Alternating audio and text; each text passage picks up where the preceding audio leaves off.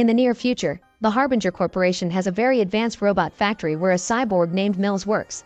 While overseeing the latest models, she receives an important message in her mind. The Harbinger training facility has discovered some anomalies in the model known as SAR, or Steady Analyze Reprogram.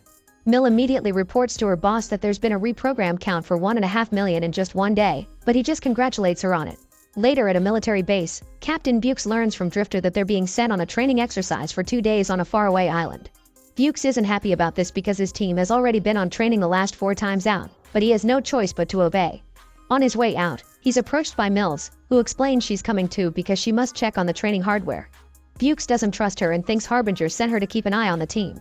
Once the plane takes off, Mills uses her scanner to learn more about each team member, noticing that Robinson has tech implants on his eyes.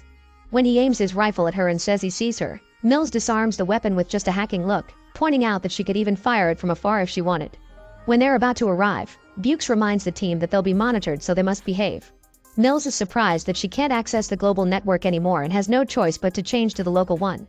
The team arrives at the training facility, however they can't find a single person anywhere, so they wonder who is supposed to be monitoring them. As the plane takes off, Mills asks Bukes if he has any ground support or recon, but he doesn't. After crossing a corridor in the facility, the team comes out to find a forest. They set up a drone and then they get going, spreading out with Mills at the back. She notices an unidentified drone among the trees but she doesn't say anything. Soon they find the training spot and start moving to their positions, only to suddenly be surrounded by strange surveillance drones. Drifter raises his weapon but Mills stops him as she explains these drones have been quantum modified, meaning they don't have operators. The drones watch them for a few seconds but do nothing, so Bukes orders everyone to keep going. Moments later, they finally find their targets and are disappointed to see their very basic robots. They quickly make a plan of attack and spread out to open fire with a variety of weapons, from bullets to actual rockets, while the drones record all their tactics. In just a matter of seconds, all the targets have been destroyed. Meanwhile, Mills decides to follow a drone and eventually comes across a SAR, so she immediately tries to access it. She's very confused when she isn't able to look into its programming, and to make matters worse, the SAR suddenly turns around and reveals there's blood on its head. As she closes her eyes, Mills watches some footage from the unit's training program and is disturbed to see the SAR shooting various people right in their faces. When she opens her eyes, the SAR is gone, so Mills goes back to the team. In the evening, the team sets up camp and takes a break while discussing Mills, who currently is sitting alone and analyzing the information she's gathered. Drifter checks on her and comments on the fact their radios don't work, but Mills hasn't been able to access the global network either, meaning something is definitely blocking their transmissions. Then Drifter asks Mills about her chip, so she shares her story. When she was 11 she had paralysis, so she accepted a sponsorship from Harbinger that cured her. Afterward, Drifter reports to Bukes that Mills doesn't have comms either, so Bukes becomes even more suspicious of this expedition. Before everyone goes to bed, Mills notices there still are lots of drones in the forest. Moments later, while Mills sleeps, the strange footage she got from SAR keeps playing in her eyes. Meanwhile, Loftus is keeping watch when he's suddenly approached by a drone, but he just tells it to get away. The drone flies back only to reveal something among the trees. It's SAR, who immediately comes after him. Loftus doesn't hesitate to open fire to defend himself. In the camp, Mills wakes up when she hears everyone arguing over some strange noises, and Goodwin swears he saw Loftus disappear. The team enters the forest to look for Loftus, but it isn't until morning that they find some blood on the grass. Following this clue, they're disturbed to find Loftus' body against a tree. The group gets in a defensive position as Mills analyzes the area, discovering they're on their target spot from yesterday. At that moment, a drone shows up and watches them for a second before leaving, only for a sudden shot to kill one of the soldiers. A group of robots appears in the forest in the same position the team was in yesterday and opens fire on them, so the team rushes to hide behind trees and luckily nobody gets hurt. When the shots stop, the soldiers throw out some smoke grenades in order to run away under the protection of the fog. The robots begin shooting again and the soldiers fire back as they run, but Bukes takes a detour to approach the machines from the side. He shoots one of them but causes no damage, and when the robots see him they immediately go away. Meanwhile, a soldier accidentally gets separated from the team and 3 drones find him, but he scares them off with a few shots. Unfortunately, he's found by SAR, who lifts him up so another robot can kill him. Back to the team, Bukes explains that the robots he saw are way more advanced than those from yesterday and orders Mills to shut them all off. However, Mills says she can't because there's a programming error, so she's currently running the possibilities.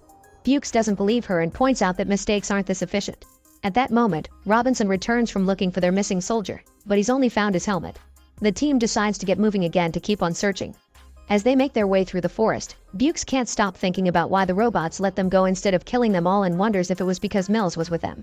The conversation is interrupted when they come across a bunch of dead animals that the robots have been using as target practice, and they realize Loftus was used for the same. Suddenly the robots reappear on the ridge and immediately open fire, so the team starts running away as fast as they can. Mills almost gets shot, but Bukes pushes her out of the way just in time, causing them to roll down the hill and away from the group. Mills lands against a tree and instantly falls unconscious. Drifter, Goodwin, and Robinson try to get in contact with them to no avail, so they just keep moving. In the evening, Bukes carries Mills to the facility entrance and finally makes contact with the others, who return to their camp. The trio wants to go to him, but Bukes orders them to stay because the darkness would make them easy victims for the robots. Instead, they agree to regroup in the morning. Moments later, a drone shows up and watches Bukes for a second before leaving. A worried Bukes grabs Mills and hides behind the wall as SAR comes closer. However, the robot only activates something that makes Mills open her eyes for a short moment, as if there was information being exchanged. Then SAR simply leaves. The next morning, Mills wakes up and Bukes tells her what happened last night. Mills says they need to find that SAR, but when Bukes asks why, she's unable to explain it. Bukes orders her to find a good reason, then they leave to reunite with the others. Everyone is fine and Drifter explains they surprisingly weren't tracked even if the robots could have easily done so. Once Mills confirms it's clear ahead and that all the signals are behind them, they decide to go back to the drop point and wait for transport to pick them up. Since only Mills can open the door of the facility, Bukes will take her down the road while the others provide cover from the forest. They make it to the door pretty quickly, and while Mills works on hacking the lock, the drones show up and throw a few smoke grenades, copying the team's own strategy. At that moment, the robots appear in the forest and open fire, so the soldiers try to run only for Drifter to get shot in the leg. As the trio hides away from the heavy fire, Mills manages to open the door, and Bukes decides to go and rescue his team. Drifter sends Goodwin and Robinson running while he stays back to provide cover. Unfortunately, he gets shot again right before SAR shows up and pins Drifter down. Bukes tries his best to fire at the robots to keep them back to no avail, and when Mills notices the delay, she runs toward them, causing all the robots to stop shooting as soon as they see her. Then Mills tries to shut them down, but she can't, and SAR reveals a weapon to cut Drifter open. Mills insists she can do this and asks the others not to shoot, but since she still makes no progress, Bukes shoots Drifter to save him from SAR's torture. As the robots take the body away, the team finally enters the facility and Mills snaps at Bukes, suddenly revealing that she made these robots. This island is usually used by Marines to train, and Mills knows Bukes' team was requested, but she swears she doesn't know why. Her robot prototypes are usually tested here too, but the codes have advanced more than she could ever imagine. These robots are supposed to be replacements for human soldiers, so they learn and improve themselves just like people. Bukes is furious to hear all this and says it's Mills' fault that his men are dead. At that moment they notice the robots are slowly cutting the front door open, so they need to find a better defensive position. Mills opens a door to another room, and when she turns on the lights, they're horrified to find a whole army of SAR robots. Thankfully they're all off, so Mills opens another door and they move into a room where they find the bodies of all the facility employees. Mills connects to the computer, but she still can't communicate with the outside world, so Bukes starts making a plan to slow down the robots from there. Suddenly Mills leaves, locking the door behind her to stop the soldiers from following her while she returns to the room with the SAR units. She wakes a robot up and activates its speech program to start asking questions. The robot's orders are to run the human combat program, and when Mills tries to cancel those orders, she discovers she can't. The SAR explains it can't comply because the training subjects aren't performing as expected, so they need new and more motivated targets. Then the robots start scanning Mills while confirming it was their program that brought the Marines here, but training completion is unspecified. Furious, Mills tries to access the code again but fails. Then the SAR starts activating the other robots at the same time that the ones outside finally break down the door and come in. For a second Mills thinks it's over for her, but at that moment the soldiers force the door open too and drag her inside before closing it again. As the robots begin working on cutting this door open as well, Bukes finishes setting up some explosives before the team begins running away. Unfortunately, the robots make their way inside too quickly and activate the explosives, causing the explosion to reach the team as well. Mills is also hit by an electromagnetic disturbance, which means the robots are carrying EMP grenades. Fortunately, the team manages to crawl their way out and discovers a training area that simulates a city. There are lots of abandoned equipment and the bodies of the previous Marine units. While the soldiers look around and gather any weaponry they can find, Mills goes into a tunnel to take an EMP grenade from a fallen robot.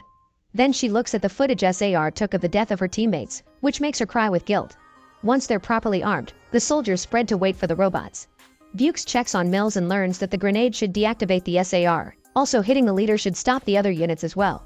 However, the range is short, so they'll need a detonator. Then Mills explains that they haven't been killed yet because the robots pushed them out on purpose to get more training out of them. Bukes says the grenade may kill her too, but Mills points out it's their only option. The team spends the whole night awake waiting for an attack. but the robots don't show up until morning.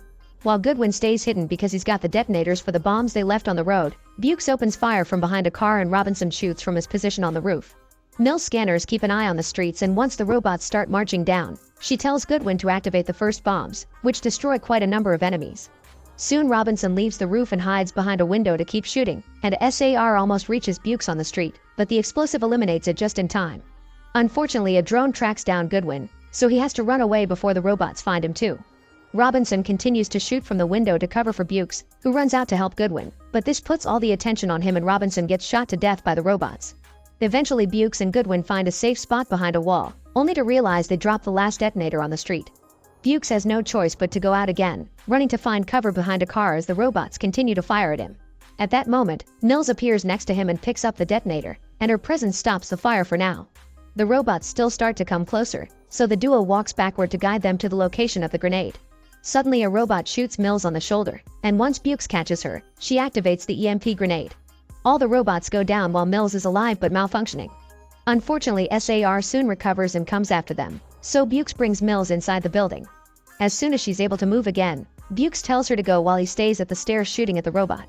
With almost no energy left, Mills crawls through the floor to find Robinson's body while Bukes runs out of bullets and SAR throws him into the room as well. However, SAR refuses to kill Bukes because it still needs more data to complete the program and goes after Mills instead. The robot stands above Mills as he demands identification from her, but Mills waits patiently for the right moment before answering human and remotely shooting Robinson's rifle.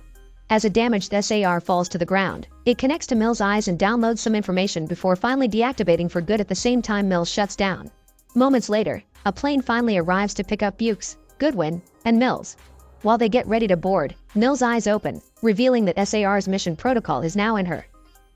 Make sure to subscribe and turn on notifications so you can watch more videos like this. Thanks for watching.